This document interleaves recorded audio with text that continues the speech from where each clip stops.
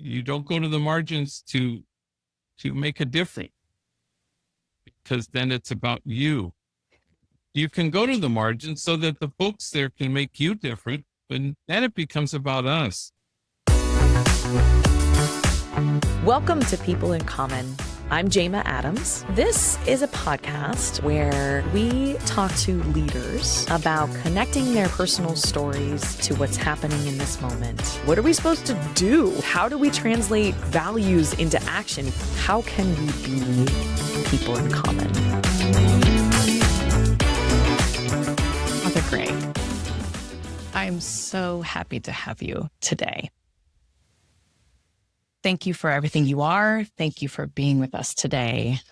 Welcome to People in Common. Father Greg, can you please tell us who you are in a few sentences? My name is Greg Boyle. I'm a Jesuit priest, and I've been working with gang members for 37 years, principally here with Boyle Industries, which is the largest gang intervention rehab reentry program on the planet. So I've been doing this for a long time. To say the least. What he did not say is he's been named a champion of change by President Obama. He's won the California Peace Prize. We're going to get into the history of Boyle Industries and what led to this. But I want to start with tenderness. I was so struck, and let me read the quote. The highest form of spiritual maturity is tenderness. It is the only thing that can scale the walls where folks are barricaded in shame and brokenness. The virus used muscles of tenderness that had atrophied in better times. Can you talk to us in this moment about what you mean? Well, tenderness is the connective tissue, that kind of joins people. So, if love is the answer, community is always going to be the context. And then tenderness is the methodology. So it's how it, otherwise love stays in your head or your heart or the ether. But unless it becomes tender, it doesn't really at all get you to a place where you need to be, which is where we're joined and connected in kinship with each other. Absolutely. Standing with. Can you talk about why did you become a Jesuit? What I know you right out of high school and you were attracted to the idea. Tell us more. Well, I was educated by Jesuits, so I kind of liked their prophetic way of being, and their, they were joyful. And so, I think joy is everything. So you're drawn to that. And so I kind of said to myself, I'll have what they're having. And so that was almost 50 years ago. That's right. That's right. I love your concept of delighting in the people who are right in front of you. Talk to us about some recent examples of that. Tell us how is it that you delight? Well, it's hard to do sometimes. This is our first day back, and everybody's nerves get sprayed and always come at you sideways only all the time. And so that happened a lot today. So you have to it's hard to stay anchored in the present moment, in the eternal now with the person right in front of you. My mantra today was listen, love, love. So, but if that's hard to pull off when 93 people are trying to get into your office ahead of other people because they can't wait. And, Well, so it was frustrating today. Today was a frustrating day. Absolutely. Yeah. You, please. No. So there you have it. I wish I could be more enlightening, but, that's what happens, because it's messy. People are having hard lives, they have to carry a lot. And so we had a bunch of meltdowns, and that happens, people are, one young woman had her kids taken away. And so she was just at her wit's end. And and she was triggered by everything, and she was triggering everything. So we had several of those today. So, um, so it's messy. It's kind of messy, but then you delight and you laugh, and people will be quite funny, and we'll get you at the homies here talk about um, at Homeboy Industries. We laugh from the stomach. And I know exactly what that means. It's not superficial. It's really deep, and you can't laugh from the stomach unless you feel safe. And so you want the place to be safe where people feel held. But um, yeah, it was a lot of people being kind of exigente, as we say, demanding. Uh-oh, can't hear you now. And Well, there we go. oh, perfect. There you go. I was going to try and I mime. don't know what happened. I apologize. You've been so patient rolling with all of this. Sure. It sort of goes with your day, it seems like. It seems like everybody's wanted your time and then wasted it. I apologize on our end. So I love that you're going right here, and I appreciate you being so real with us, because that is what we're involved in.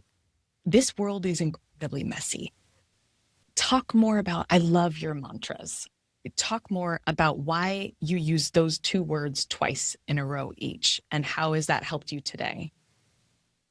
It really comes from, there's a kind of a retreat program that's been around for a lot of years called Kairos. And I went on it at Immaculate Heart for sure. Yeah. So they go into prisons, and kind of when they huddle outside the prison and they're about to go in, the older folks, more experienced, kind of tell the other ones, hey, here's the mantra: listen, listen, love, love.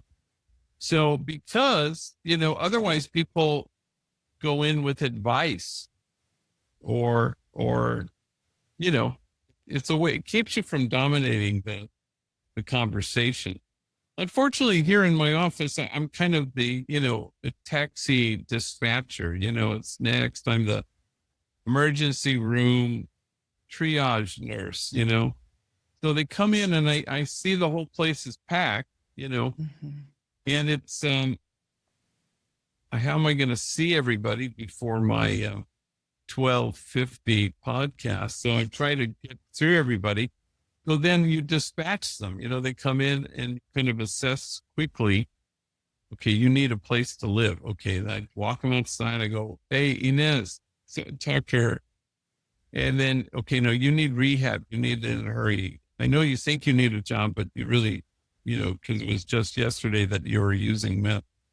So then, Emily, rehab. So, I mean, it's like that. Yeah. But constant in lots of folks. So you go back to the mantra. yeah, you try to, because then when they're in your office, and they do have to explain some things, but it's, I wish I had the luxury to kind of just sit with people, because every single person who came in today could have used 3 hours each of my time. I don't got it. Right. So, you just have to do the best you can, but that's kind of how it works, I think a lot of people can relate to that on their own smaller scale. What is it that helps you anchor in the things you need to be focused on? Well, you have to constantly choose, it's part of your practice is to choose to cherish with every breath you take. It's hard because, you have to dispel the notion that, first of all, that's a choice that's once and for all. Okay, that's certainly not true. But you also have to dispel the notion that it's the thing that you decide every morning when you pray or meditate, that you say, okay, now this will be my decision for today. No, you really have to do it with every breath you take. You have to cherish. And it's hard to do. I mean, I I have the desire for the desire to do it. So it's hard, it's hard to pull off.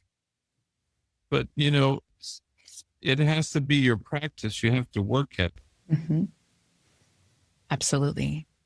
And let's talk about what is it? I mean, we've introduced people a little bit to you're giving us a sense of what's today's version of being pulled in a million directions. But I bet that's a pretty often occurrence for you. So as you said, you triage and try to get people where they need to go. What is the thing, how do you put that, I guess, how do you relate that to the context of what the world and especially the United States grappling with the virus and all of the just this new social contract that I optimistically want to think that we're going toward? How do these things relate? How do you think about what you're doing in a global context? Well, you have to kind of decide, what are the principles that you will allow to guide you, Mm-hmm. and this morning I did the thought for the day for our morning meeting, and I was thinking, there are a lot of principles, but three primary ones are every human being is unshakably good. There are no exceptions to that. And we belong to each other, and there are no exceptions to that. And demonizing is always untruth.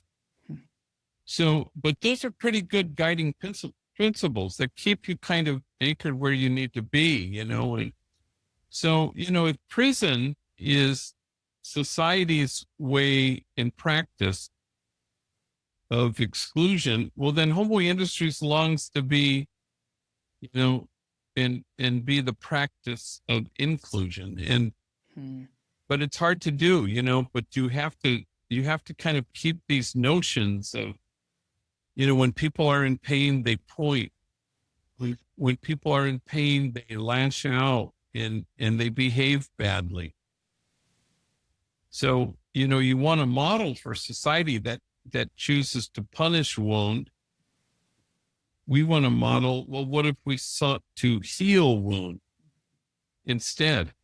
And so, in this way, Homeboy does what it does, but it also, longs to be the front porch of the house everybody wants to live in.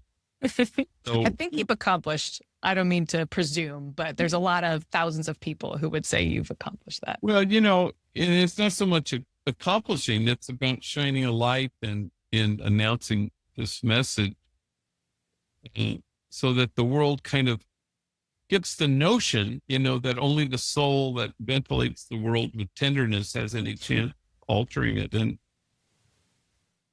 then you start to address notions, that keep us from kinship, the idea that there just might be lives out there that matter less than other lives. So you want to stand against it. Right. And at the same time, invite people to understand the enormity of the things that folks here have to carry, lead you to awe rather than judgment. Yeah. So that's kind of the hope. Yeah. And when you talk to people who are not doing this work every day, what do you tell them is the most important thing to get there? What should they be doing? Well, I mean, I always talk about the margins. If you go to the margins, then they'll get erased. Mm-hmm. And so what does that mean in San Francisco? What's that mean in Dubuque? I don't know, but you'll know what the margins are. Go to the places where put yourself in the vicinity, locate yourself. Mm-hmm. I don't mean, now we're going to move over there, but in any city, you can find folks who are left out and cut off. Find them. Mm-hmm. And then, the needs to be a humble one. People need to ask, what would help? The problem comes as our hubris takes over, and rather than ask what would help, we tell people, here's what your problem is. And that's how we go to the margins. We go to the margins with answers, and how can we fix the people that we find there? Obviously, that's not a good idea.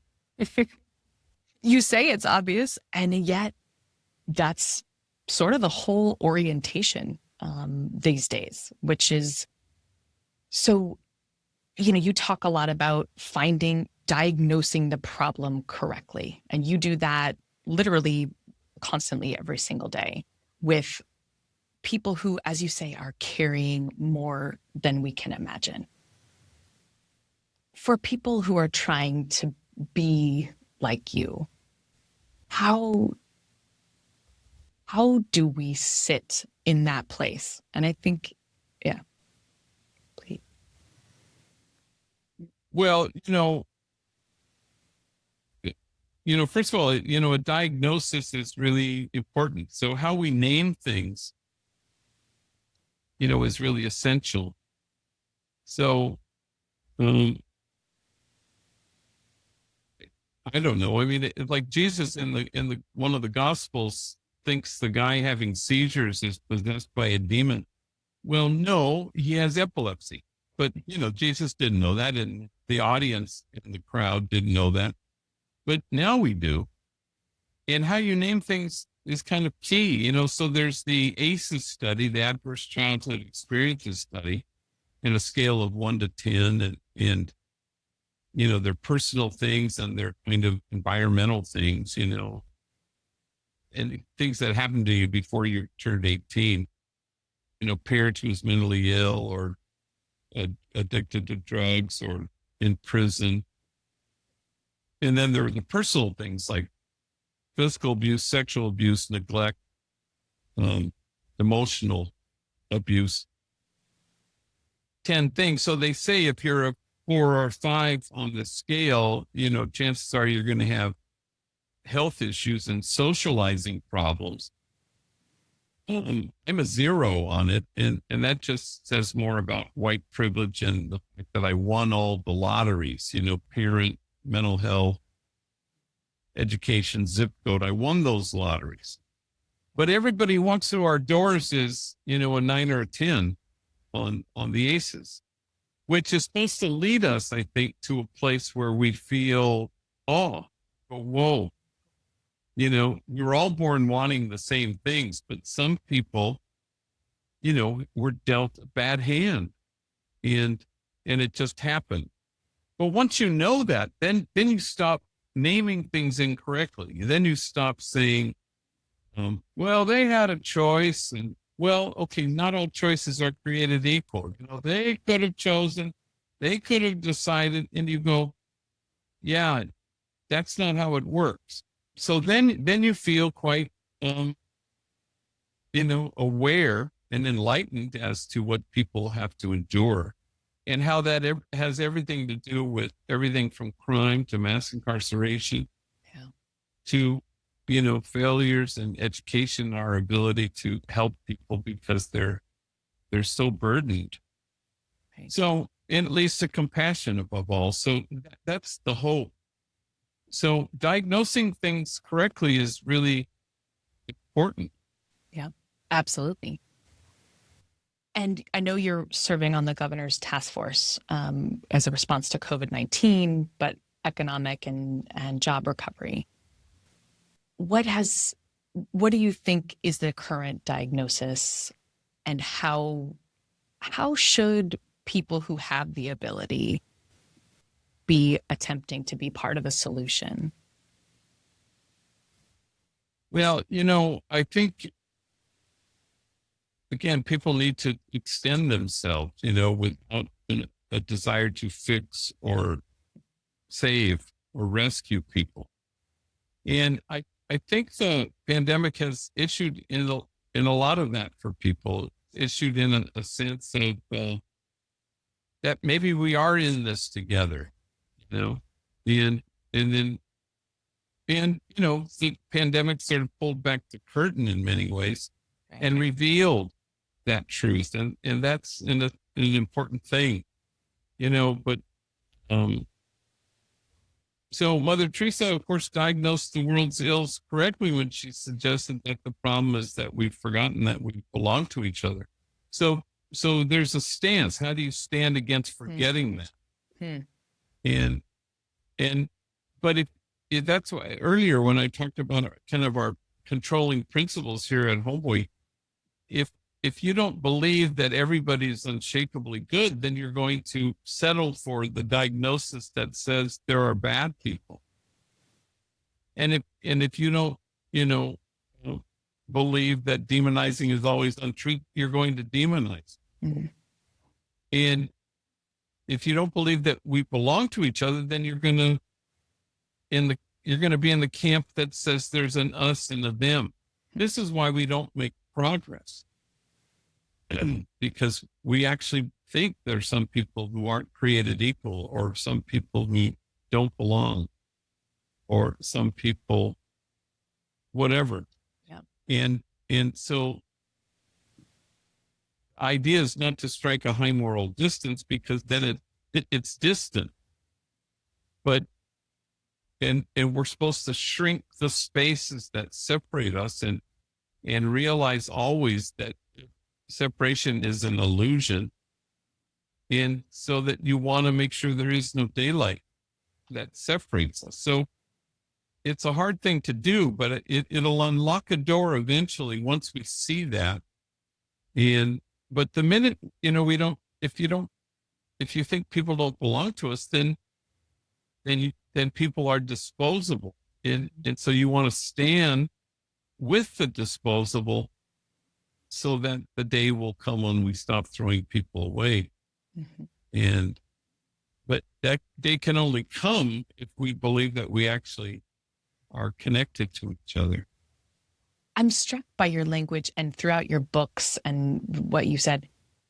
It is about location, and you sometimes use shoulder to shoulder, but it's always about standing with. And that physical, the physical part of that seems so important. Can you talk about that?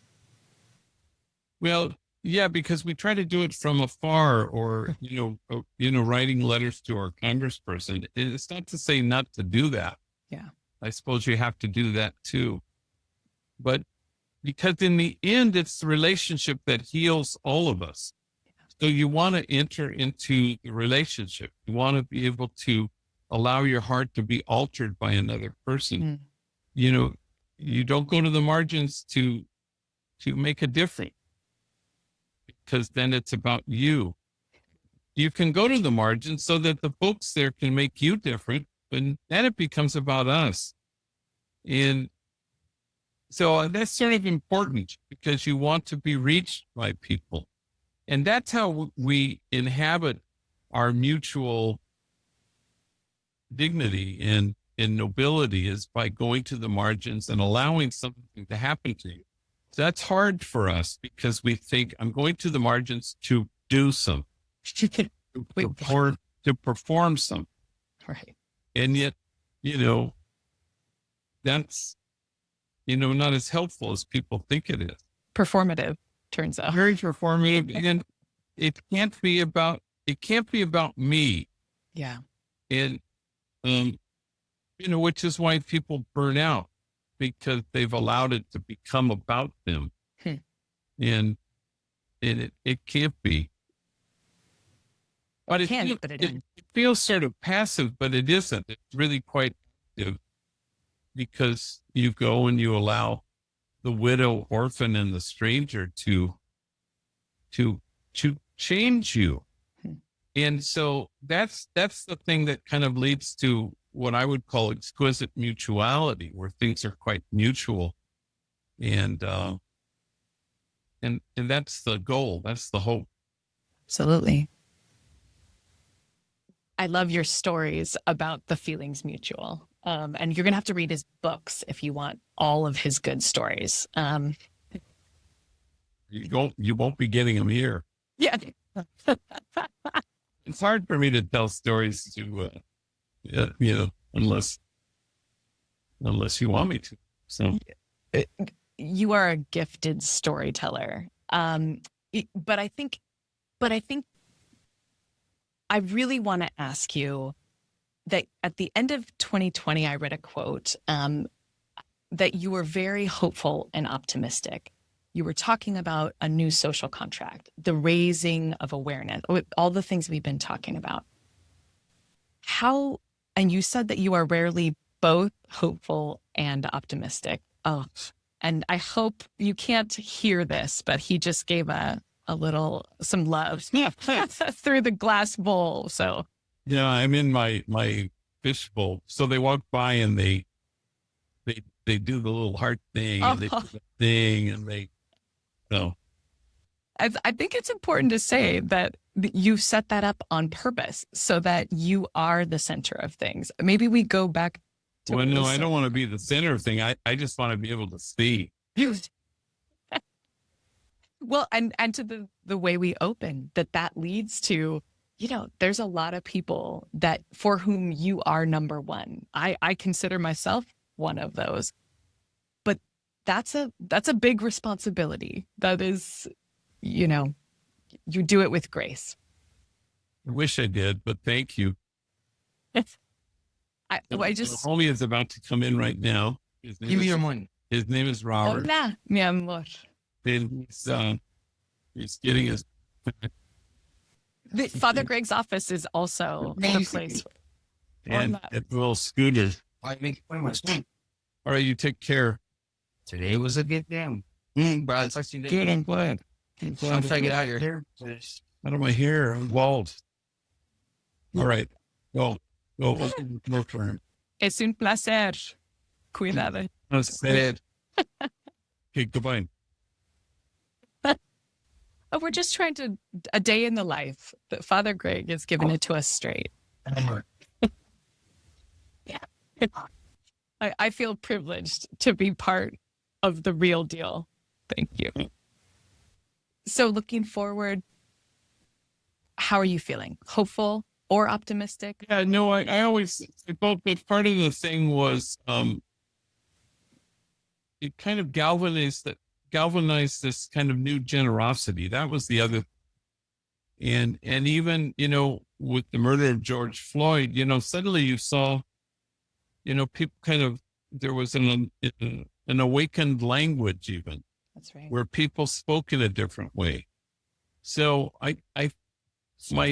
the reason I said both hopeful and optimistic was it seemed like we were at a different point in our attention. We were able to notice, I talked about the notice of God. So people are starting to notice each other. And it's kind of the symbol of that. We're the essential workers. You go to a supermarket and there's somebody bagging your groceries. We're all behind masks and big plexiglass, whatever's. And you kind of saw people, in a way that maybe they weren't seen before. And then you told them they were essential, and cherished. Yeah. And so that was kind of a different thing. So I found, who knows if it can be sustained? I hope it can be. Your lips to God's ears. Yeah. That's our goal. Well, we celebrate all movements, great and small. Father Greg, you have been so generous with your time. We're grateful to you for everything you are, everything you do. Thank you. Thank you. You're very kind. And best of luck with this podcast. It'll be great. It's a gentle spirit that you bring to this. And and the world needs you. We're going to do our part. And I appreciate the example that you've given me for my whole life. Thank you. Thank you, kiddo. All the best.